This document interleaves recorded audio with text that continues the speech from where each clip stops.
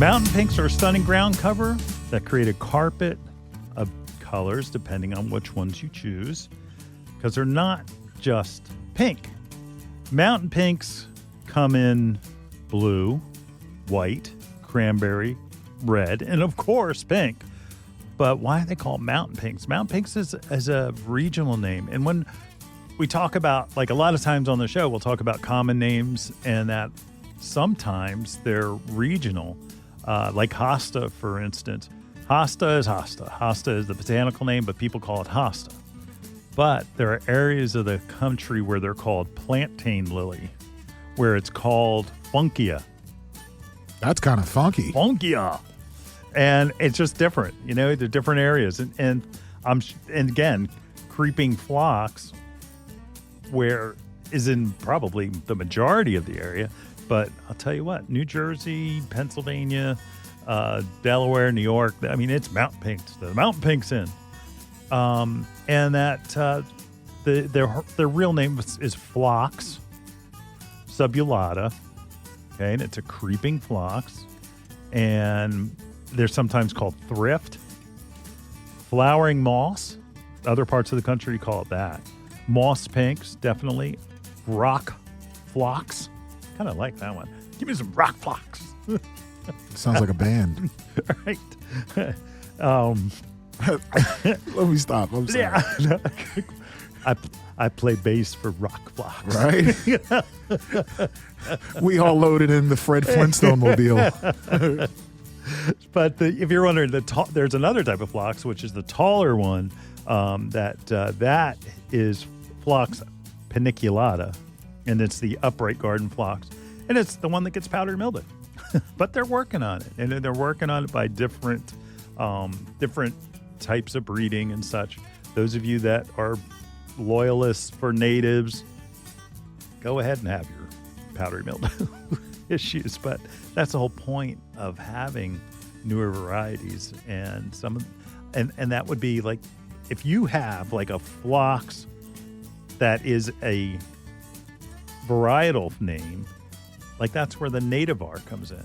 So it's a plant that's like native, but it's not, it's a hybrid so that it doesn't have the issues and flowers more. It has greater color, so on and so forth. So it's a nativar. So don't get hung up on just finding the native variety, because honestly, that's where the plant started, and the new varieties that came from it are the things that make it look beautiful. So it's like going backwards with natives. But that's just me. All of you native people, love you. But open up your mind and think nativar. Okay? All right.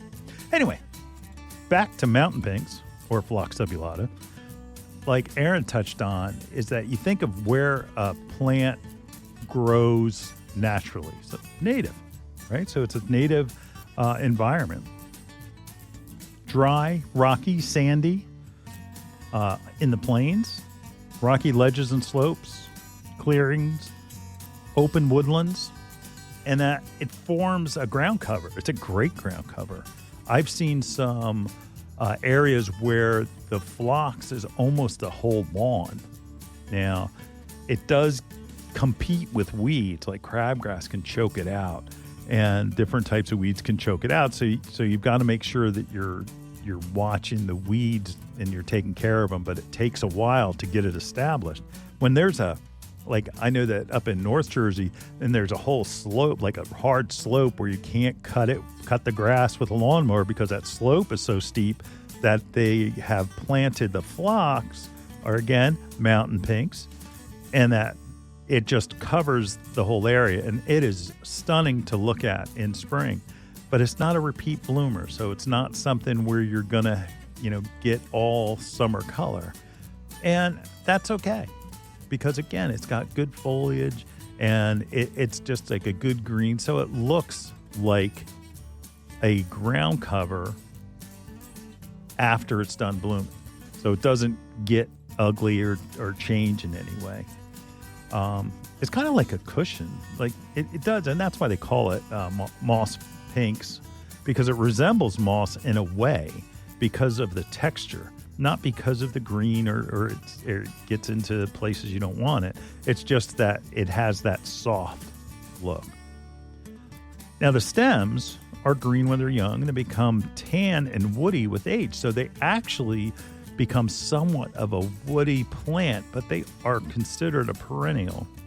And that with older plantings, you may need to thin them out from the center of the plant so that it gets to grow the young growth, the new growth, so that it's starting from that woody stem and it's growing new growth, so it gets those flowers that you're looking for.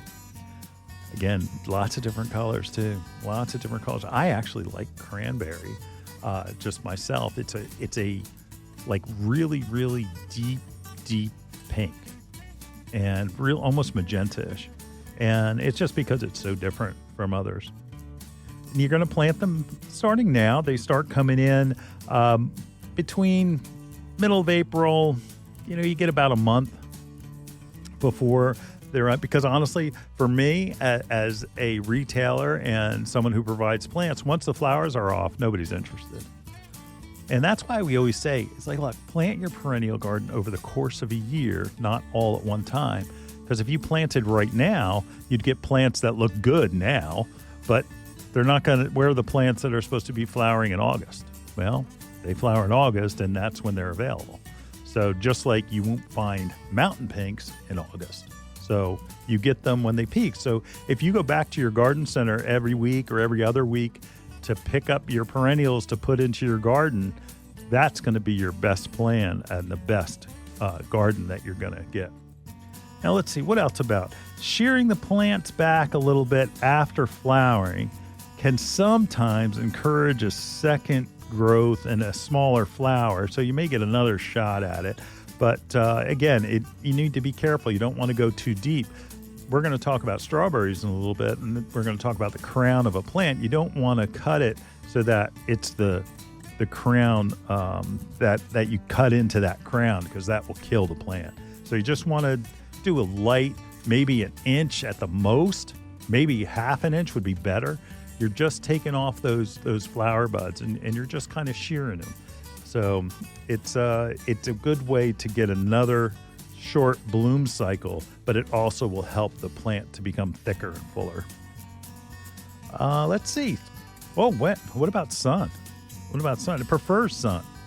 And it does require like a well-drained soil. So in clay, it's not going to do well. So you want to try to amend your soil before planting. If you have clay, if you have sand, you still want to add some organic matter because that will give it some nutrient value, and that you don't want to give it an acid-based fertilizer. Like you want to do plant tone from Espoma. You don't want to do holly tone.